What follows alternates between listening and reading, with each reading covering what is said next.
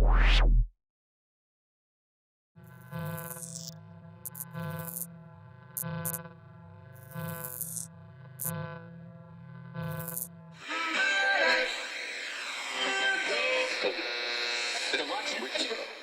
so what would be the greatest way that I could experience this unlimitedness that I pray about every day?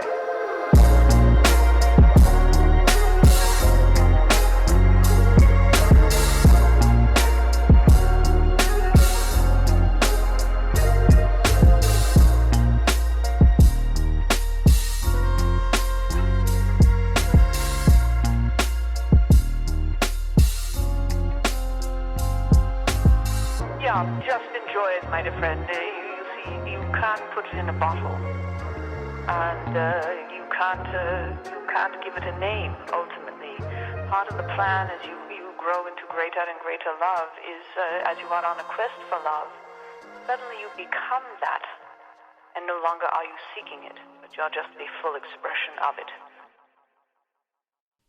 Welcome to the I Bring Water Show, guys. I am your host, Michael Mason.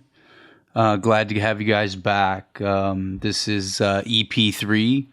Welcome to the new age, and our guest today is an emerging young Gen Z visionary by the name of Austin Rockney. And when I met Austin last year, we started kind of brainstorming in terms of I had a clothing brand that I had been developing since 2017 called LIP, LIP, Urban Apparel, and this was created in 2017 because I was on my couch and I was in this kind of altered state of consciousness, and it was at that point that I was given a message, and they said, that you have to infiltrate the hood. And at that point, I realized that I was, one of the mechanisms for that was going to be to create a clothing brand. And so at that point, I started seeking out resources to achieve that. And I met a guy by the name of John, and who's a graphic designer in Canada. And he helped me create the initial marks for my first brand. And we've created a friendship since. And so, anyway, when I met Austin, we were, talking about, ways that he could support me with developing this brand further because it really becomes stagnant.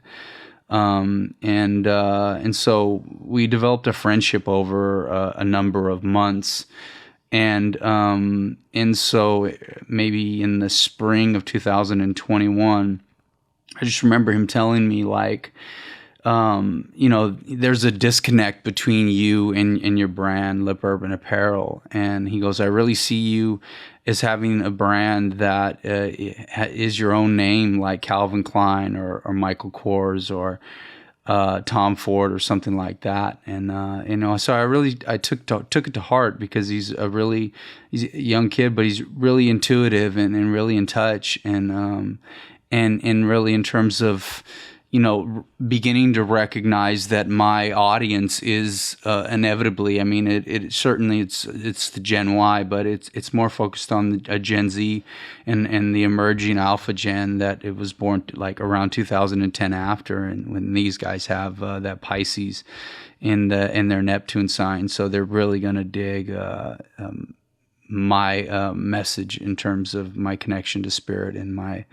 And the purity of who I am as an individual. But my point is, I took it to heart and I started seeking out how I could rebrand myself. And that's when I started, thinking about a bunch of different ideas for the Michael Mason brand. And I ended up coming up with the tagline, I Bring Water.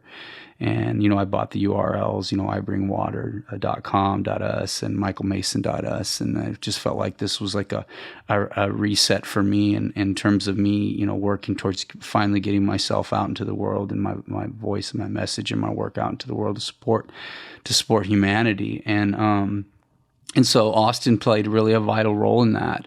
And then I reached out to John, who had helped create some really dope brand designs for the Lip Urban Apparel brand, and so we brainstormed for quite a long time, and ended up coming up with the Michael Mason logo, which is really dope, like MM. That almost kind of looks like the infinity sign, but it also kind of represents, me ushering in this new age of Aquarius, and me having a Pisces moon that sits in my third house, which is communication, and that is Aquarius in the third house. So, I mean, in terms of me, kind of being sent here as a messenger of love, or helping to usher in transitioning from this age of Pisces into this age of Aquarius, which is, around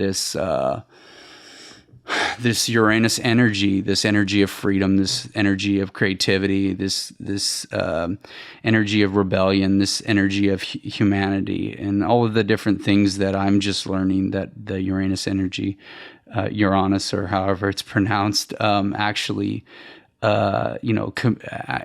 represents. And so my point is, like, I did that, and then I got the logo and all those things made, and then I got the stylization done, and then obviously start creating this podcast around the tagline, I Bring Water, the I Bring Water Show. And so everything's just, coming full circle. And I just have a tremendous appreciation for Austin and his intuitive insights, and my ability to kind of recognize the wisdom that was just kind of being channeled or moved through him, to help, me on my mission in the world, to be able to, to facilitate what I'm here to ultimately do. And so, with that said, this is a wonderful conversation between me and Austin, really about culture and about society and about some of the patterns, that we're working through currently, and that we're moving towards. And it's a very beautiful conversation, and really a deep dive and an overview in terms of, Austin and I both being like life path sevens. So we kind of have a similarity in terms of seeing the world in terms of the big picture. And so, it was a good conversation. So, without further ado, I hope you enjoy it. All right, brother, we're live, man. Sweet. Yeah. Awesome. On the show. This is really awesome, bro. This is exciting. Yeah, I think it's it's an interesting little venture here we're delving into, and I think that I think it's going to be very prosperous for us, and obviously the people that are tuning in. So, we probably met about a little over a year ago, if I'm correct. Yeah, I think right around that time. Yeah, I was living out in AZ at that time. Right. And I was reaching out for some graphic design support, and then it just turned out that that we had so much in common, and so here we are. Yeah, it's so crazy too to see how what this is turned into, from Rebel Up to what this is now. Like that's crazy transformation, and really, really cool. And I'm really excited to be here and kind of help and been able to see that journey, and to see where it's now going to go further, kind of down the road.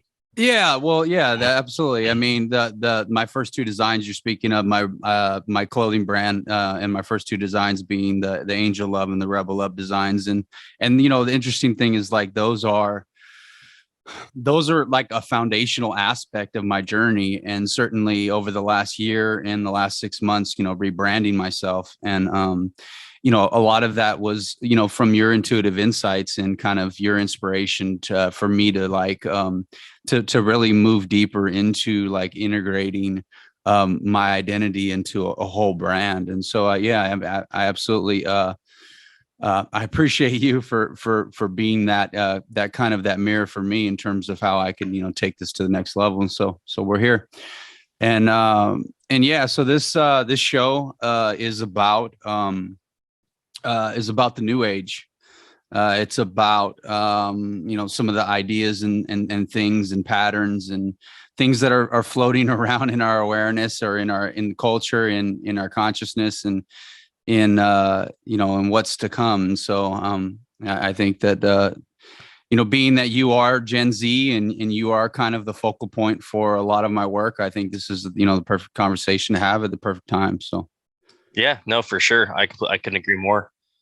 So with that kind of being the segue, kind of talking about Gen Z and everything, what for you is kind of like the biggest thing in terms of this show and connecting with that audience? Like, what is, you know what I mean? What do you think is like the biggest pillars or the biggest obstacles that you have to, you know what I mean, kind of get over or achieve, you know what I mean? I think to have that connection. Well, I don't know. I don't know if I necessarily think of it that way, just because, through my own experience and my own transformation and my own, relationship with my consciousness and kind of really learning how to be the observer in my own reality. I think I just kind of recognize that there are certain patterns that move through me, and certain patterns that are moving through the collective consciousness. And so I'm kind of just here to be a conduit or a vehicle or a messenger for helping people to be able to identify those patterns. You know what I'm saying sure. within themselves. And so, I at some point it's like life is like it's like a puzzle, right? And as you go on in life, hopefully you're the kind of person that is collecting pieces so that you can, put this puzzle together, and so that you could understand yourself more, you can understand the world more, and then you can understand your place in the world more, right? Yeah, for sure. 100%. I couldn't agree more with that. Yeah. And I think that, with, people like yourself, and I think me as well, I can definitely attain to this too. We have a really, I think we see the world in a very like macro way. You know what I mean? We see it in a very big puzzle piece kind of way. You know what I mean? And honing those, like, and obviously you're a lot older than me, so you've had a lot more time to hone those in, you know what I mean, a lot more narrowly and specifically onto your life. But I think, like, we've definitely spoke on this before. I see things in a way that's more about, you know what I mean, the big picture, and I tend to not be able to see things in the minute, which is, I think there's goods, but there's also bads to that. You know what I mean? In terms of being able to actually then implicate that into my life. You know what I mean? It seems I can give everyone else really good advice, you know what I mean? But can't seem to take that same advice and apply it to my own circumstances. Well, so I think, yeah. Well, but that's the thing. That's the thing, is like why I'm here to support your generation and the future, exactly. And the future generation, the alpha, which are even younger than you and even more connected in terms of some of those spiritual connections and in some ways. And so a lot of that, what that is even the way that you frame that to me right now, is that part of personal development is getting acquainted with those energetic blocks that are inside of us, and developing a relationship with those energetic blocks, and bringing those from the unconscious to the consciousness, and so that we can integrate those aspects of self, so that we could actualize our consciousness, so that we could feel whole, we could feel empowered, we could feel at peace. And so part of what you're saying is absolutely you're an extremely intellectual, smart person, and you're very humanitarian in your thought process, and in your heart-centeredness, and your desire to see the world in the right way, in ways that is loving and compassionate and integrative. And part of that disconnect that you might feel is like how can you integrate all of those aspects yourself, so not only are you able to talk the talk, but you're able to walk the walk, if that makes sense, for yourself, right? Exactly. And that's that transformational piece, and that's the piece that I have been spent the last 20 years fucking with. And so that's why I feel like, and I've come to understand that I'm here to help provide tools and resources, an intellectual framework, so that people can actualize themselves and they could actually create that person in the life that they love, and feel truly fulfilled and feel truly empowered, and to take those energetic blocks and learn how to integrate them so that they can feel whole, and so they don't have that disconnect within self. You know what I mean? Yeah. I get what you're saying 100%. Yeah. And we all have those energetic blocks. We all come into this life with certain blocks, with certain self-judgments or certain insecurities or certain disconnects where we don't feel empowered in our lives. And so that's what makes humanity, and that's what makes individuality so unique, because we all have a soul history. We all have something that hurt us deeply in the past, and that, you know what I mean? The energy doesn't move it doesn't flow in certain areas for each of us. We all have things, you know? Yep. No, that makes sense. Yeah. It's crazy, man. So I actually, it's, as this is going to sound really strange, but I want to kind of segue us into the next comment or kind of topic with what you're saying. One of the things I've written down is like the entertainment aspect of things. And I lately have been really, kind of connected to the more emotional side of entertainment, I guess would be the best way to put it. I've been watching a lot more like shit that's gonna make me cry, things of that nature. And Right. It's so crazy. How do you put it? The vastness of emotional distress that we as a collective share, but how similar it all is, even though it's also different. Does that make sense? Yeah, well, absolutely. Because the reality is that the world is a paradox in many ways. It's in a sense that you have all these contrasting energies, right? And you have all of these different issues, and you have all of these people going through these unique and individual things. But underlining all of that is the human spirit, and this human spirit is this abstract, emotional reality from which we're all birthed. To where we are all unified in this like whole of consciousness that has just moved itself in such a way and created a physical universe so that we could all experience a certain individuality through physical experience, if you will. And so it's like there's always going to be these underpinnings of unity and sameness. And unfortunately, in the history of this planet, everybody is so focused on the differences rather than the similarities. And it's like, and I have a lot of notes in this, but it's like, how would I put this?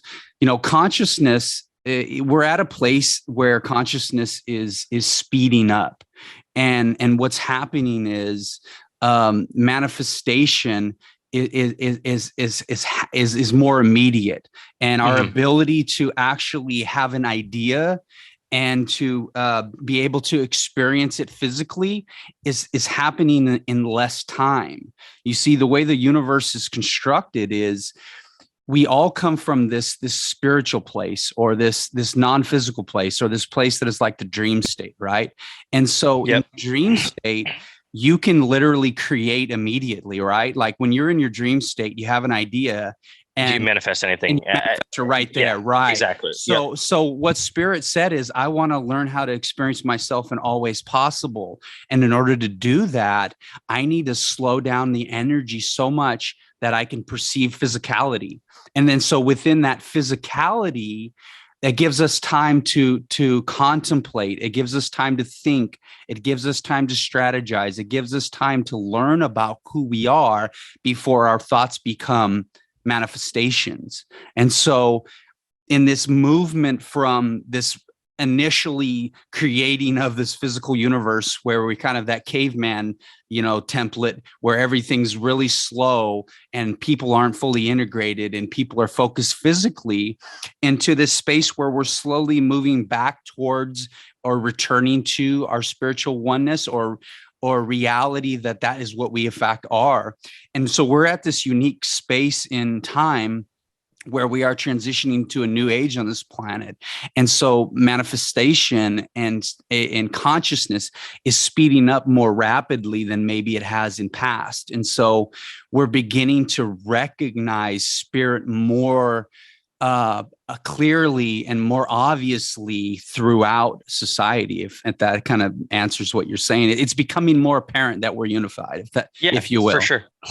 Do you think, and then kind of to continue on that, and especially with like the media aspect, where I know that we're coming together right now, definitely in a time of like unity, but do you think that there are things like the metaverse, do you think things like, what we're seeing, happening in the world in terms of like COVID and all this kind of stuff is a deliberate attempt to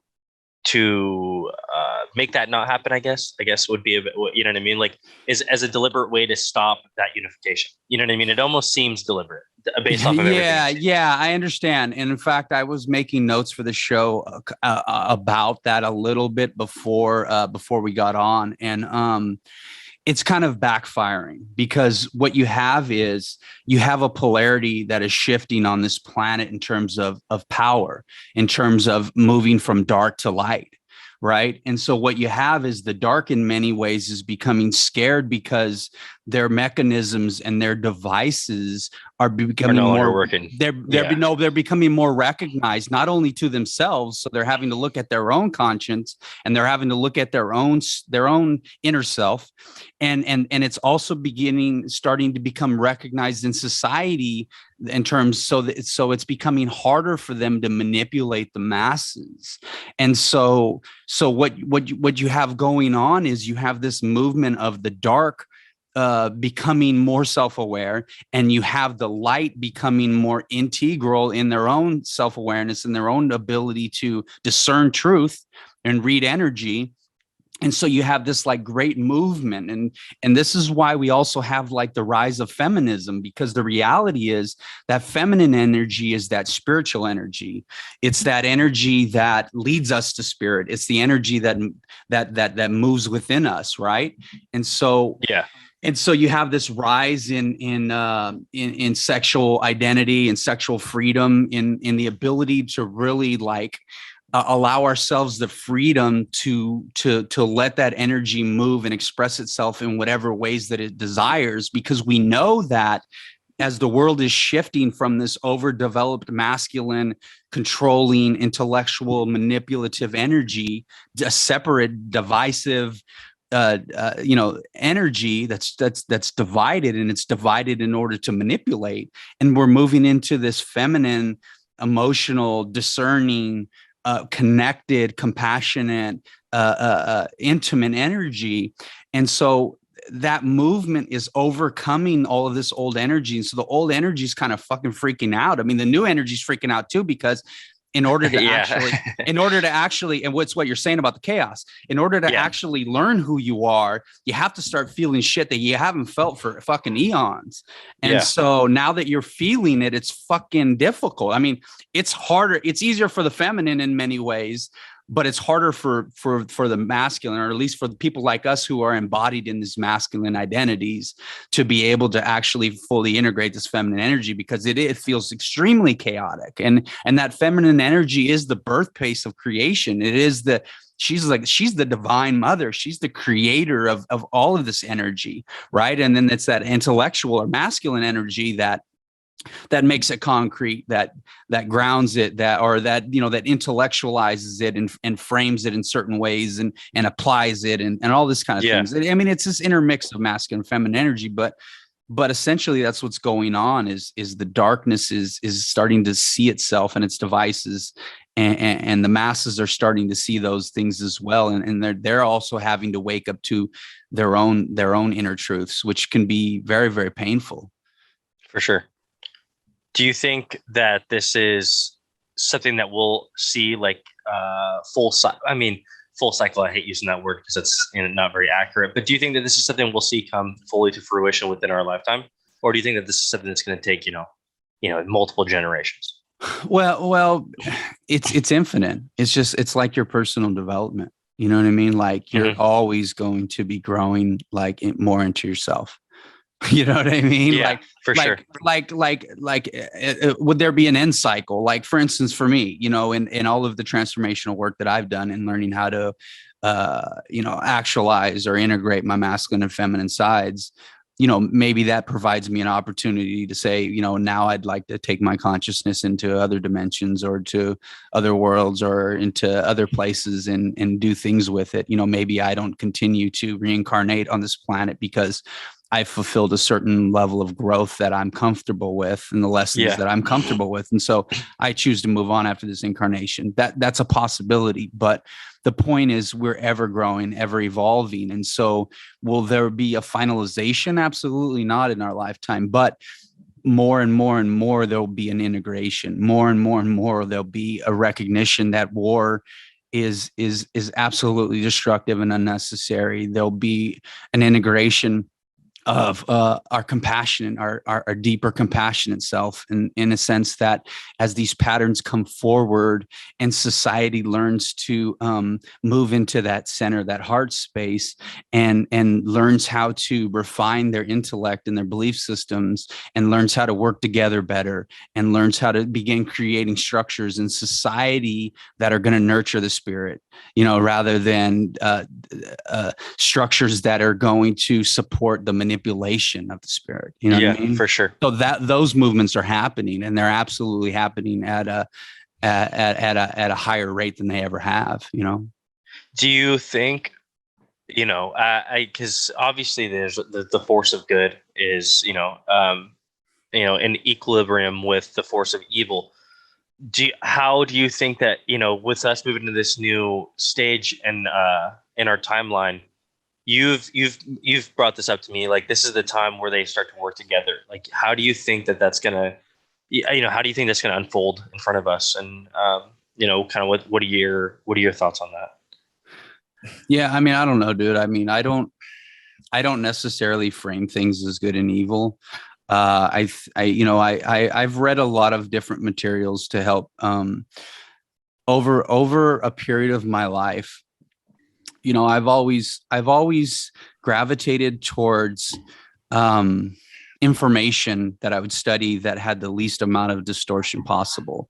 But I also was it was very clear to me on a spiritual level that I could read through limiting belief systems. And so I would always try to simplify my consciousness in terms of the way that I categorize things and the way that I put things into certain perspectives so that I could stay as simple as possible and stay in the heart. And so in terms of framing things as good and evil for me personally, that doesn't work. It doesn't. Yeah. But one thing that I do utilize as a framework was and getting back to my studies, I would always seek things that had the least amount of distortion possible. So I would always find myself like the greatest reading that I have ever experienced was channeled material, because that channeled material can often is through human beings who are an open channel, and the spirit is able to speak through that. And so, the Seth material from Jane Roberts was like my favorite teachings of all time. And then some of the more complicated reading, but was very, very profound is the Law of One material, which I think they made like 5 books through these sessions where you had this lady named Carla, I can't think of her last name, where she'd go in trance, and then there was a couple guys that worked with her, and then they would record what's this entity that spoke through her named Ra, and communicated certain realities or certain themes. And so this Law of One material talked about that there are 2 paths that we can take in life. We could take this service to others path, or we could take the service to self path. And so, all of these realities are allowed in a free will system and a free will universe. And so, but we're all inevitably moving back to the source within our own incarnation cycles. And so that service to others path is the primary path on this planet, and the minority polarity is the service to self. And so if you want to categorize evil and good in those black and white or broad classifications, you could say that the minority is that service to self path, and that majority is service to others. But the reality is that the majority is not necessarily service to others yet. They're not fully polarized. They are confused.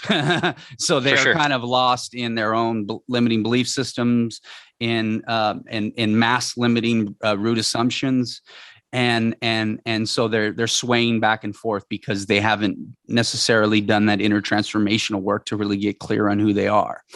And so that relationship with the service to self is that that path of service to self, it can only go so far in its evolutionary cycle. And then there's a certain point in that return to source that the service to self changes its polarity back to service to others, or integrates all of its parts.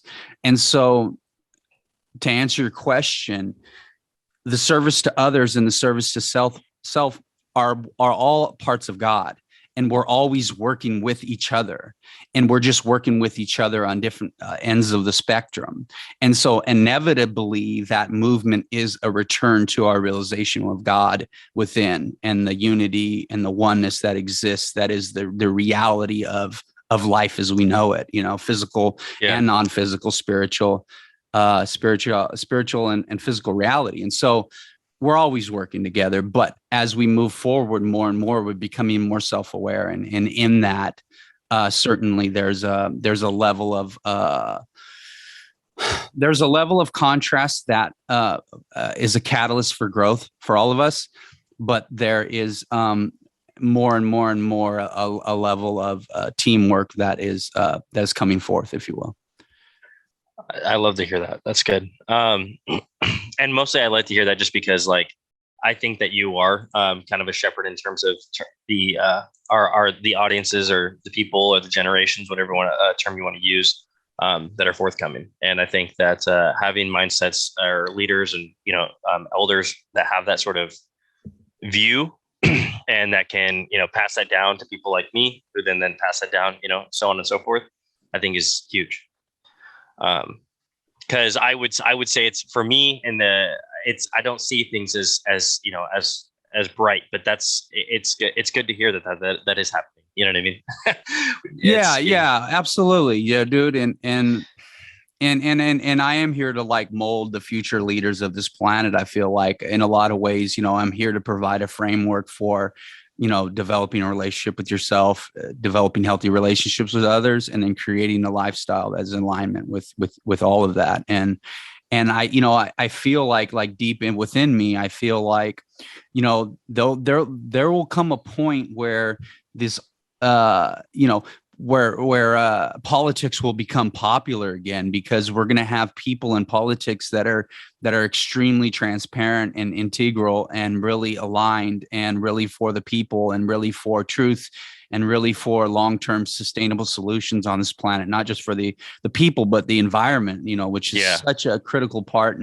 And we've become so disconnected from Earth, as we've moved from the indigenous cultures and into this like industrialized world or whatever, where everything's become, so physically focused, and we've become so, I always think of that Disney cartoon, Wall-E, because I remember watching it when my kids were little, and I'm sure you probably seen it, where you got all those people on the hoverboards, and they're fat, overweight, they're fat. And so, but in a lot of ways, that's just like what we need to fucking wake up from, Yeah, no, for sure. Well, and I think that's why I asked, because I really feel like that reality is coming more and more possible each day. I mean, you see these things like us, going as an interplanetary species, and which in a way, like, I think that's awesome. You know what I mean? I'm really glad that like we're thinking that it's time to spread across the cosmos, but at the same time,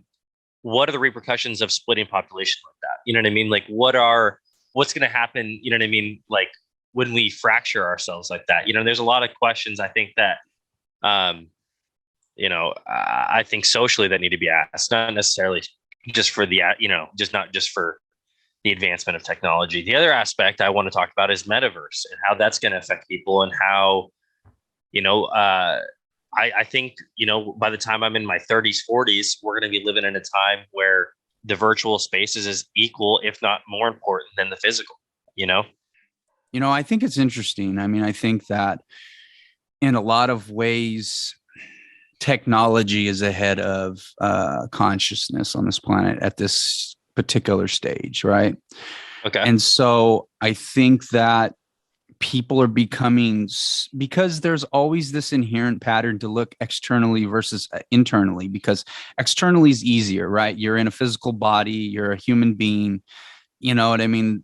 The world is here as a playground for this physicality, and so people are going to inherently want to explore that the physical world versus the inner world, right? The inner and intellectual or emotional world, right? So we're always going to want to try to be the kings of the physical universe rather than the kings and queens of spiritual reality. So technology is really cool, right? And people want to create as much cool things as they can possibly create within that realm. But then there's also this piece where people are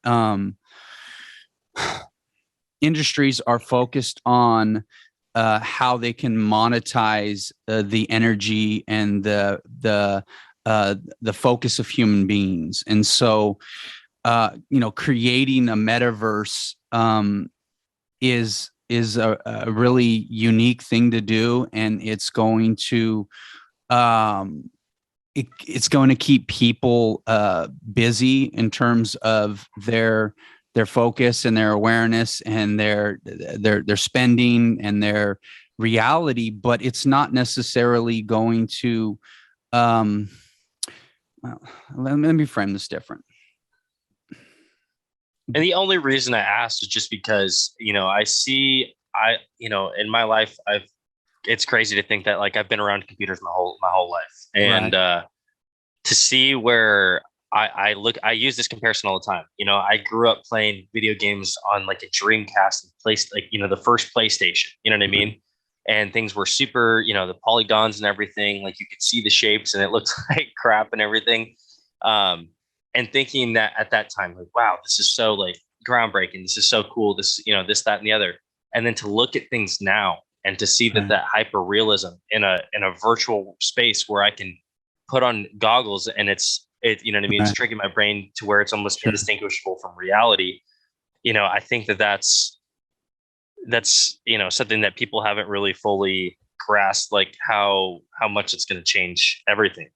Well, yeah, and it is, and I think what I was leading to was that that the internet was created as a physical representation of the mind of God, meaning that everything in our inner reality, in our inner universe, is interconnected, and that's the way that God is connected to all of us. And that's the why, I can have a thought and, you 2 states away can go, man, just start thinking about me at the same time, because we're connected that way, in unseen realms. And so the physical, the internet is human beings attempt to make manifest the interconnectedness that is our true nature.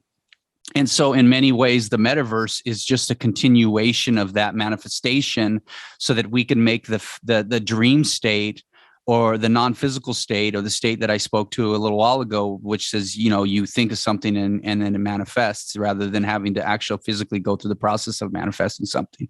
And so the metaverse in many ways is just us trying to make physically manifest what is the truth of our spiritual reality.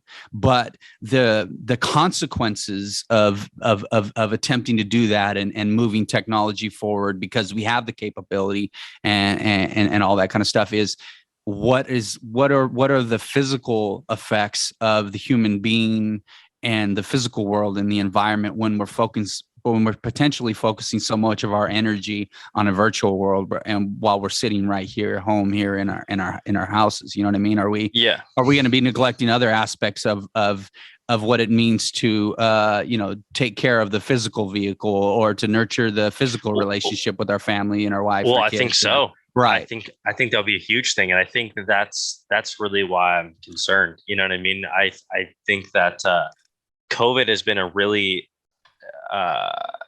the idea of staying home and being home is not foreign now to people. You know what I mean? And so the idea of now giving an additional, I mean, and this is why it's a two-way street, because you're giving people the ability to interconnect with, thousands, if millions of people, at the touch of their palms from their comfort of their home, you know what I mean, completely safe and sound. But with the other hand of that, it's like, to what degree is that healthy, for us? Like, no, I don't think that we, that's like Matrix stuff, bro. That's like being permanently good, you know what I mean, hooked up to a computer, and like that's real. Like that's actually that's happening right now. Like that's right. That's what scares me, and like I think that there's a possibility of almost fracturing yourself in a spiritual way. And this is why I wanted to bring this up to you, in the sense of like, what happens if you have two completely different selves? You know what I mean? Does that, because you're still that virtual self, because it's you. Will that then reflect in the physical, spiritually? You know what I mean? Because you know what I mean? Because I think that right now, especially with men and women and everything, there's so much anxiety and stress that I think that people physically in the real world, when you talk to someone face to face, is not truly who that individual is. If you were to talk to them, let's say via phone, via text, whatever it is. Well, yeah. But see, that's why, when we talk about patterns of consciousness, and we talk about the effects of like situations where we have like COVID, where people are forced to get in a deeper connection with themselves or with their families. You see people going out there going on bike rides. I remember like the first few months of COVID, and everybody looked like the Brady Bunch and shit. You know what I mean? When they're out on their bikes, and I'm like, fuck, that's kind of cool.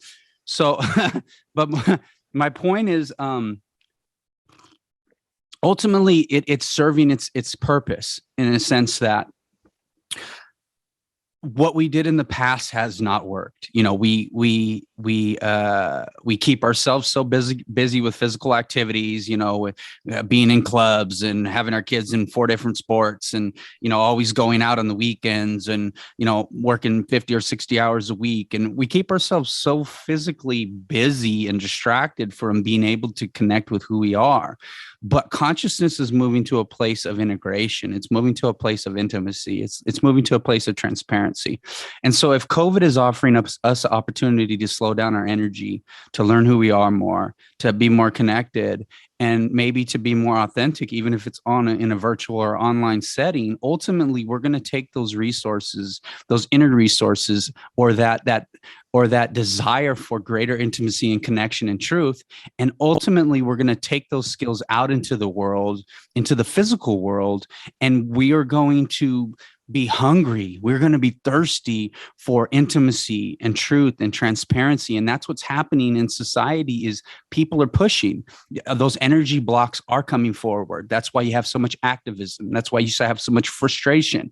That's why people are pushing these agendas forward, and not wanting to be categorized, in terms of their sexuality or their physical identity, because people are ready for freedom. People want to be free. And so I think that there can be this great movement in technology to allow us to become more connected with what we know that we want in terms of that spiritual reality, but we want to make that spiritual reality a physical reality. So it's like bridging heaven and earth. So I don't think that the metaverse or any of those things are bad. I think they're actually moving us towards a greater connection to who we are, and ultimately in recognition that we have to take care of all of these parts. We have to take care of the earth. We have to take care of our own physical body. We have to nurture our relationships. We have to be able to go to work and have the freedom to speak who we truly are and not have to feel like we have to put on a coat of armor, you know what I mean? And and it has to be disconnected from who our true self is, so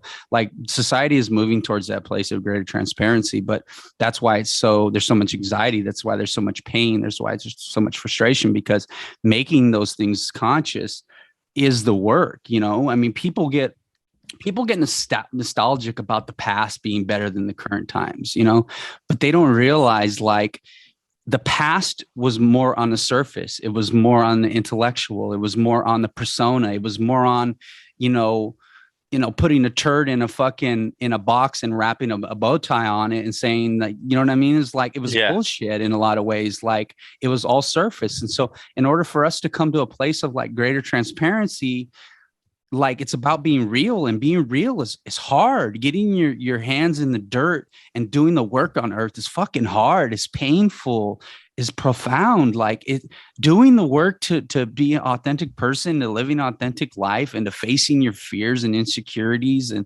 all of these mass limiting belief systems that we've all subscribed to. It's fucking painful and it's scary as shit, So that's why people are stressed out, because the world is like forcing us to get deeper into the truth of who we are, Yeah, 100%. Do you, I guess, do you think that those challenges that people were facing in the past, though, create character? Like, do you think that lack of adversity within the world will create a lack of character within individuals? And I only ask this because I feel like some of the most hardened people I know in my life, and not even hardened in the sense of like they're, tough, gruff or whatever, but in the sense of like they are emotionally could handle anything, right, are the people that have gone through some of the worst things. And I think that this made them like super strong. And I would say that some of my best qualities have come from some of the adversities that I've faced. And do you think that removing that and, removing the possibility of those things will result in blandness? Over political correctness, things like that? Well, but that's part of it. Is like right now, a lot of people are in that activism stage where they're fighting for a truth, and so that fighting will ultimately transform into a place of greater compassion and acceptance. But at the same time, it's not going to make the world more bland, because we're still allowing for contrast. We're still allowing for individuality. We're creating a space for individuality, and so it's in that individuality and that contrast that everything is really juicy and everything is really dynamic and diverse and inclusive, and so there's a space going on of a lot of oversensitivity, but it's because that energy needs to move. You know what I mean? Like ultimately, people are going to become really grounded in who they are, and almost a certain savageness to who they are, and not such a righteousness, meaning that you're not going to have to continue fighting for a cause, because the cause is going to become integrated in society, and it's going to become, mutually, in some ways, accepted and supported, even if we all have a part to play in the world, and recognizing that some of us have certain causes and some of us have certain things that need to be done in order to facilitate this movement of consciousness, means that if it's not our part to play, we can respect the part and we can respect the cause, but it's not necessarily our cause and our part to play. You know what I mean? And so a lot of people are fighting for causes that they don't feel have received the recognition that it needs. And there will be a discharge of that energy at a certain point as consciousness evolves, so that they're not fighting for the cause anymore. They're just working towards it. They're continuously working towards that cause. And so that righteousness will kind of fall away, and that level of acceptance and focus will take its place. And so, I mean, absolutely, people who have dealt with hardships, there's a greater context, or there's a greater depth to character as a result of these experiences. And for me, I feel like the greatest life skill that we could have in the world is the ability to adapt our energy. And that's like the greatest. The ability to adapt your energy into a situation, and to, and to apply yourself in a way that, that takes care of business. Yeah, one of my quotes that I came up with like years ago was, like, do what works, and that means like, it doesn't mean that you have to ever sell your soul, but you have to be able to recognize the energetic dynamics in your environment, whether it's people and situation, and to be able to facilitate and find solutions. You have to be extremely adaptable. You have to be very open-minded. You have to be very open-hearted. You have to learn to be able to put your pride down and say, this is a situation in front of us. How can we find a solution that's sustainable, or, that supports the whole, not just my portion or my specific agenda, Yep. Yeah, I get that. I think that I agree with that. I agree with what you're saying there, and I agree with that point. I just those are things that I think I'm bringing up because I don't feel like they do get dealt with. You know what I mean? Yeah. Well, people don't want to deal with the heavy shit, right? People want to push it aside, and they want to find ways to manipulate truth in such a way that so things don't have to be resolved, right? Because the resolution takes to work, and sometimes that resolution takes away from their bottom line or from their agenda. And so that's the problem, is people aren't operating from they aren't operating from structures that are integrative currently in this world. And so, when something doesn't fulfill or fit into their specific agenda, then they are going to do whatever they have to do to ignore it, or to push it away, or to, or to make it a smaller topic or whatever. And sometimes, again, you have the opposite, where people make things bigger than they are because that energy is trying to resolve itself. So you have almost that bipolar nature in society, where you have, people not wanting to deal with shit, and then you have people over dramatizing shit. You know what I mean? And so the reality is, like, what are we going to commit to? Are we going to be committing to selling the drama, or are we going to be committed to finding sustainable solutions? You know what I mean? That are not just monetarily fucking focused, Yeah, for sure. I get what you're saying. Do you think that and this is kind of a weird question, but do you think that hyper-capitalism, meaning like bigger companies like Amazon and things like that, as they grow in size bigger and bigger and bigger, that it will almost just kind of wipe away the idea of competition for that? So almost like it almost just becomes like a public service, almost, in the sense it's like, oh, that's just the only one there is, so that, you know what I mean? Like, that's just kind of how things are. So do you think that will then disintegrate the need for, more wealth or anything like that? Like, you know what I'm talking about? Like, just eliminate Jeff Bezos, competition. Like, do you think Jeff Bezos would still be? I think that there are consequences from that one-stop shop. But I think that there are limitations to that disconnect. You see, that one-stop shop offers a certain simplicity for the consumer, but at the same time, it's a disconnection from what the consumer really truly wants, which is connection. You know what I mean? Like, we utilize physical things as a way to kind of try to make us feel full in some ways. You know what I mean?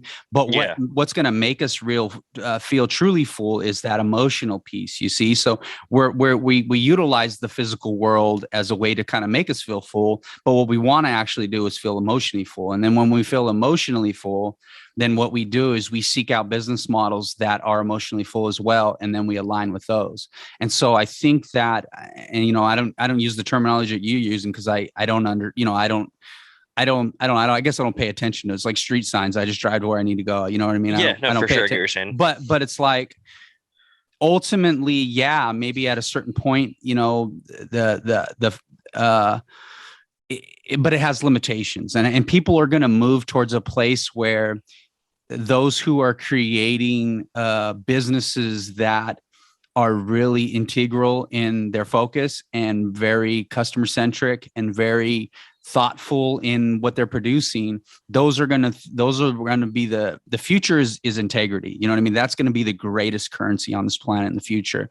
And so it's those people that are operating in that integrity that are ultimately going to last the longest, if you will. But those patterns are just starting to pop up in society. They're just in the really early stages. And so there will be long-term effects of companies who are doing things just, that more focused on in terms of like building like empires that are very, that are non-discerning in a lot of ways. They're very, you know what I mean? They're just clumped. It's like you go to Amazon, you know what I mean? You have all these sellers and, it's a great place to get what you want, but then, maybe you order something and you realize that, well, it's not actually the thing that you wanted, or, you know what I mean? It's like, that's different from going to a specific a merchant who that's you have specific a relationship to that, to what you're trying to buy, or that's specific to that niche category, right? That human connection. Yeah, exactly. So, I mean, I don't know. I mean, I'm sure we could delve into that, but I'm no expert in Amazon. But I mean, I think that everything has its limitation. Everything has its time and its place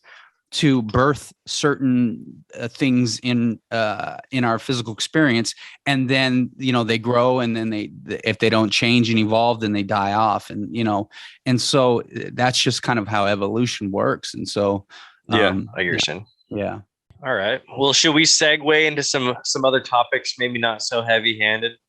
Well, everything I do is fucking heavy, but that's true. That is true. I was just like I'm getting doom and gloom on you. No, it's all good. It's good. It's good because listen, man.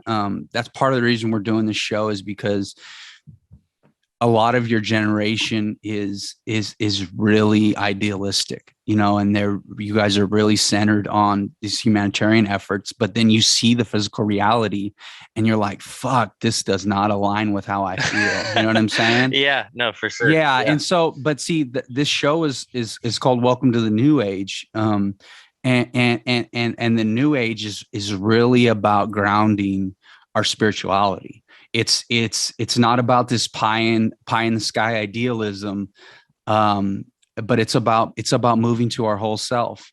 It's about taking all of these lessons and all of this darkness from the past and finding ways to transform it into integrate it into our everyday lives. And so that's really the work of this new generation, is like, we have all of these, we have this technology, we're really smart. We're really thoughtful. We want to connect. We want to be sustainable. We want to be focused on the earth. We want to be, you know what I mean? We want it. We want that. But how do we transform the physical reality that we're experiencing? And all these older generations, like the baby boomers and all that are actually, fortunately, going to be leaving, public office here in the years ahead, and it's going to create some space for this like new generation to come in and like I was saying earlier, and make fucking politics maybe a little bit more popular, because so we won't be so damn divisive. Anyway, and manipulative. And so it's like, that's what the future is really about. I mean, I took some notes this morning about because I've been really interested in astrology, and I don't know a whole lot about astrology, but I'm for me, patterns of consciousness it's like, that's kind of my whole reality, is like, I'm always trying to take these little parts and pieces and create a framework to be able to like explain the nature of reality, and create a language to be able to explain, to help people get free. And so, I read a book called Bringers of the Dawn during the beginning of like my awakening, like maybe 2014, 2015. Yeah. And it talked about this period of time, like this 25-year period that was leading up to this new age, the end of the Mayan calendar, into this like new age, which I guess is the new age of Aquarius. And so there was this like profound increase in energy during that 25-year period. And there was like certain points within that period of 25 years where the energy was like really increasing. And I think I talked about it in my first pilot episode, about how I kind of had an awakening when I was 18. This was like 1996. And I think that was a period of time where certain people who are tapped into the collective consciousness were kind of more sensitive towards awakening to that energy. And so my soul had woken up to a certain degree. And the reason I bring this up is because your generation I don't think in many ways had to go through those stages of kind of waking up to the deeper self. And I think that this Gen Z and this Alpha Gen, you guys are already coming in more connected to spirit, like almost like you have more activation in your DNA, you have more self-awareness, and you're already tapped into like certain symbolisms and certain patterns of awareness. And so you guys want to push forward that awareness that self-awareness and that reality that's inside of you into the physical world. But it's so young in this physical world, and we have so many old structures and so many old generations and so many old ways of doing things and thinking and being, that it doesn't align with that idealism. And so this next 20 years and this transitioning into this like age of the Aquarius is it is going to be very challenging, but it's bringing up a lot of this opportunity for us to start implementing our idealism in practical and realistic ways, not just, having all this angst and having all these ideals, but actually, finding sustainable solutions to how we feel inside and starting to create a physical world that reflects our inner reality, Yeah. No, for sure. I think that, I think that would be really, I really hope that that's how this, it starts to pull out. You know what I mean? Like, I really hope that's how this turns out. And because I don't know, I see what you're talking about. I definitely see these younger generations making a move and really pushing themselves. I just really hope that current systems and current governance and just current people in charge are not. I just hope that this isn't. I hope it's just not a sham. You know what I'm saying? Like, I feel like, you know what I mean. Like, what would happen if you put another line of Trumps in there, or you put another line of like Clintons? You know what I mean? Like, any of that shit. I just don't like. I feel like that's really what the biggest concern is. You know what I mean? I feel like I don't want to just keep the hamster wheel spinning. You know what I'm saying? Well, but here's the thing. As we transform consciousness on an individual level, that individual consciousness creates kind of like a group momentum.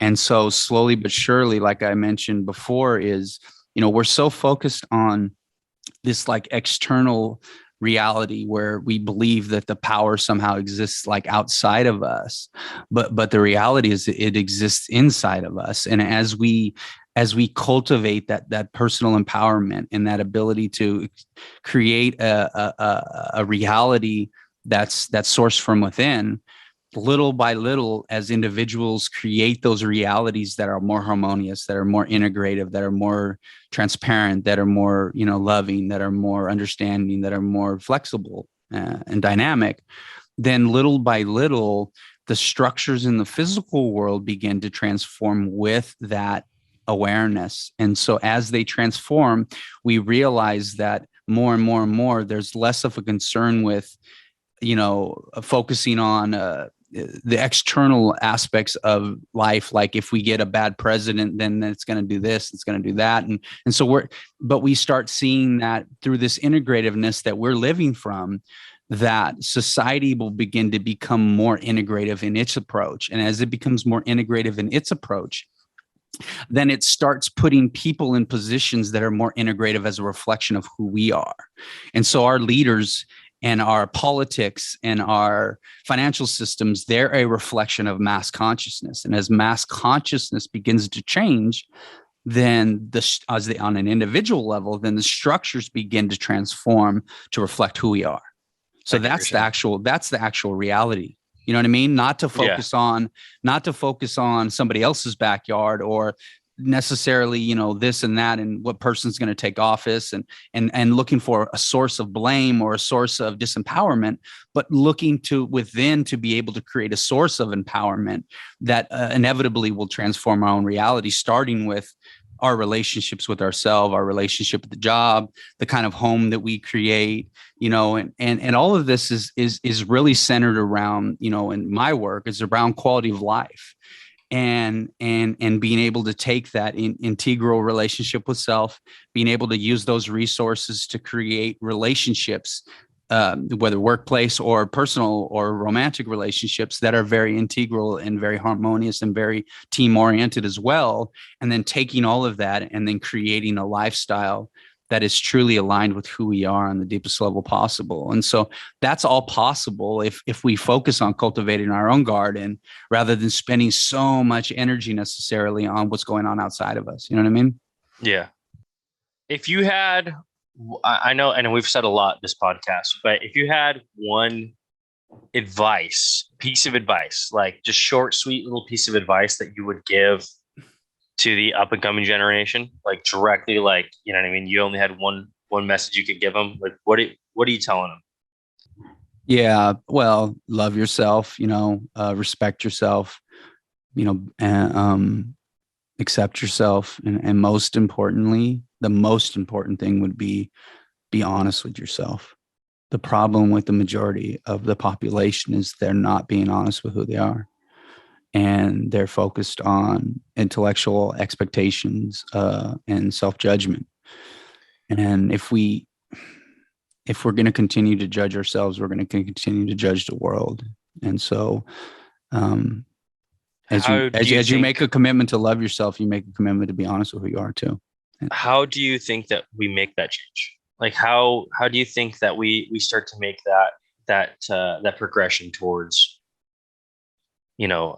full self-love, full self-understanding, full truth to one? You know what I mean? How do you think that one gets that? Do you think that that's an individual battle that's per person? Or do you think that there's steps as like a collective that can be taken that would ease that slope? Right. Well, it's about looking at our limiting belief systems and the way that we frame our energy and we frame our reality. Even when you're using the words like battle, it's like it all starts with a commitment. It says, okay, if I'm going to commit to loving myself, if I'm going to commit to being honest with myself, then I am just beginning to develop a relationship with grace.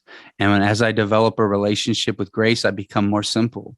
I become more focused on sustainable solutions. I become more focused on moving with the energy, with the darkness, with the light, with the love, with the anger, with the pain, with the inspiration, with all of the scenarios that come up, and I'm focused on love. I'm committed to love. And when I make a commitment to love, then everything else falls into place and we don't have to over intellectualize things, and things will come up, but we learn to move with grace and we learn to move with that movement, because that movement of grace is darkness, is light, is truth, is pain. It's all of those. Everything. It's everything. And so when the only thing you really need to do is just make a commitment. Hey, I'm committed to love, to learning what love is.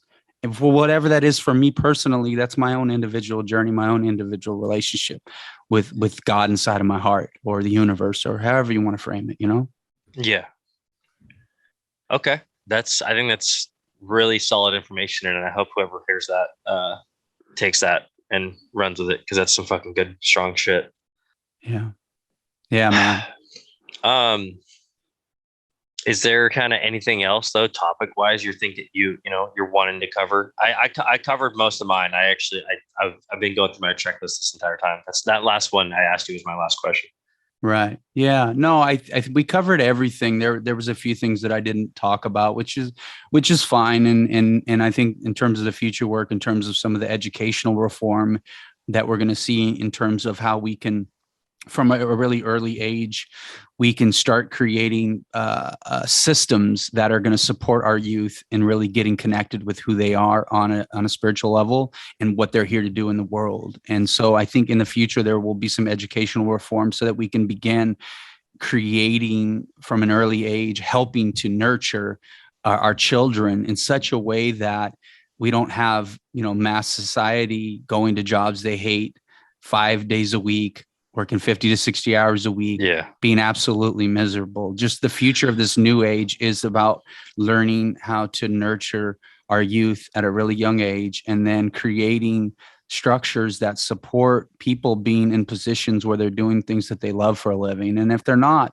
maybe we don't work as many hours, maybe we don't work as many days, or whatever the case may be. But there's going to be patterns that are going to be unfolding, And because we're in a new cycle, it's not just this age of Aquarius. From what I understand, you have these astrological ages that last like, say, 2,160 years. And so we just moved through the age of Pisces, which is like the last of that 12 sign cycle. And so that whole cycle lasts like 25,920 years. And so from what I understand, like the end of this astrological age, we're moving into kind of like a new age where we're moving into an age of love, and we're moving into an age of learning what love is. And so we're moving into a whole new frequency band in terms of consciousness, in terms of evolution, in terms of humanity's capacity to start, really integrating the lessons of love and then applying those on a social level, obviously first on an individual level and ultimately on a social and cultural level, Yeah. Do you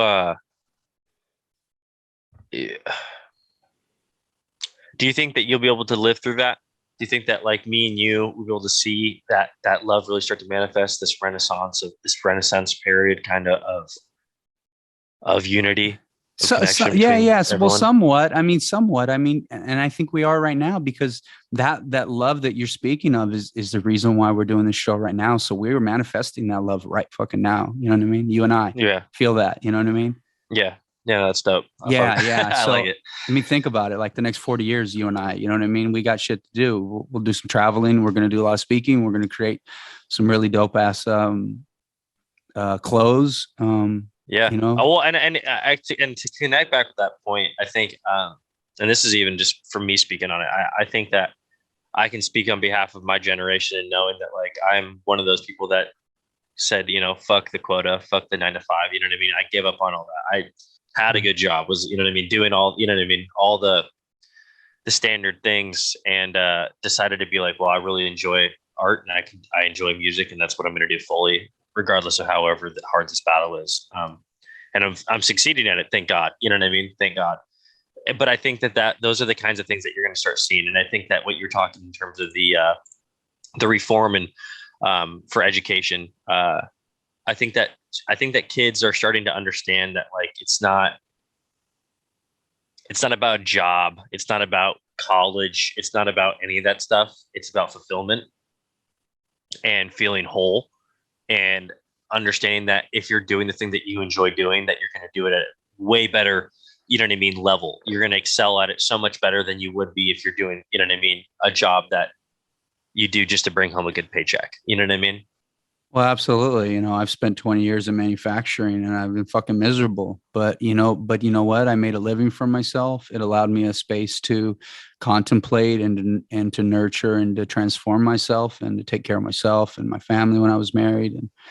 It allowed me to connect with the masses and to see how the population operates, in a manufacturing environment and day-to-day environment and things like that. And so, everything has its purpose, but like moving forward, like absolutely those patterns, your generation is creating new pathways for, what it means to be fulfilled and what it means to do what you love and to be, extremely, successful ultimately monetarily as a result of that passion and that creativity, that love and that desire for freedom. And that's the future, man. And you're doing it right now, I would say, with this show and everything else. You know what I mean? Like, I think that's, and I kind of vented. I talked to my buddy just recently about this, in the sense of like exactly what you just said. There was almost like this.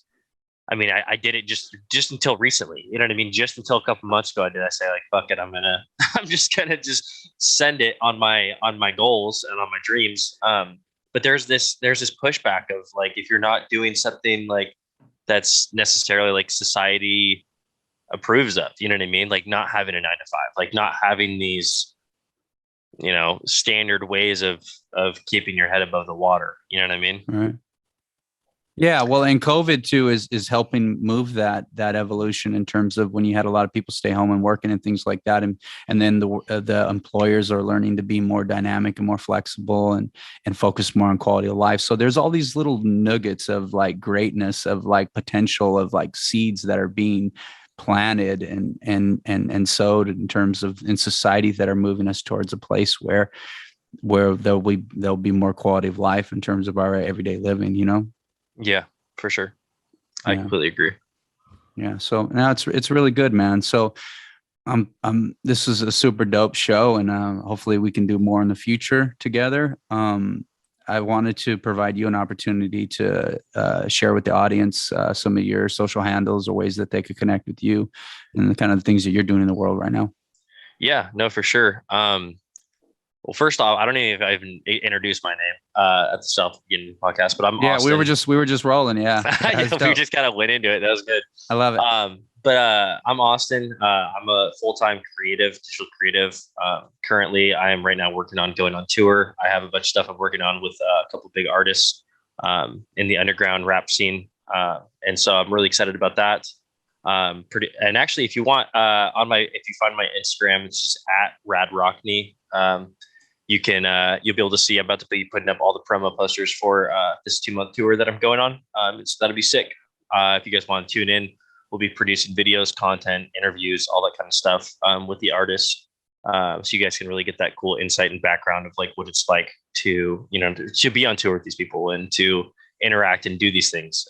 And that it's not all play. There's a lot of work and coordination that goes into that stuff. So.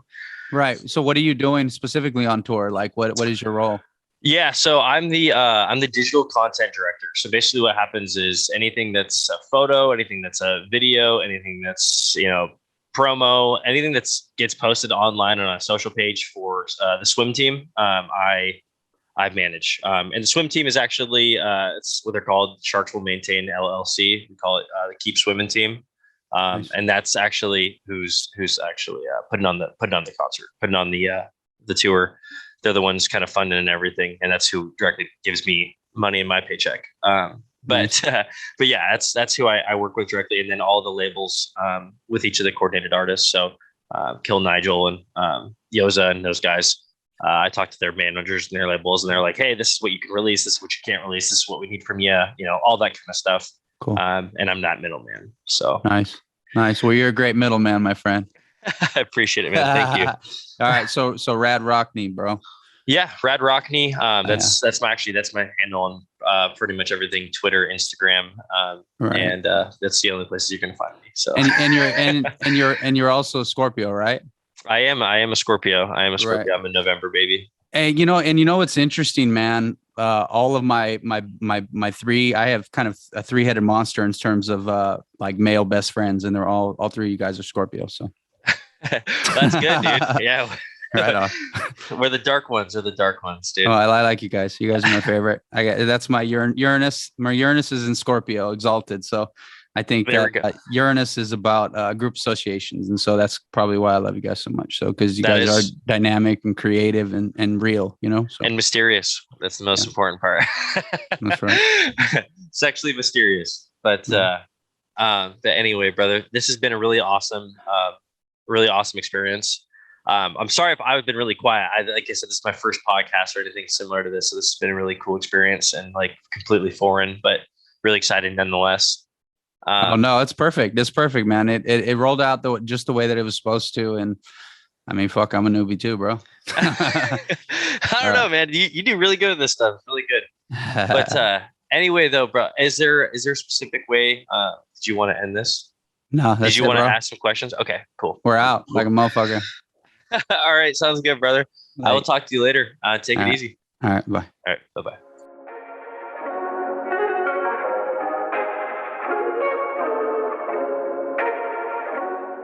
Well, that concludes this edition of the I Bring Water Show, guys. I hope you really enjoyed it. I had a lot of fun. It was a really, really cool episode. I got some cool things coming up, some stuff on astrology and some stuff more on the spiritual journey and my twin flame awakening that I'll be working on here over the next couple months. So I'm looking forward to sharing that with all you guys. And again, I love you guys so much. And so until next time, my friends, stay thirsty for life. I love you.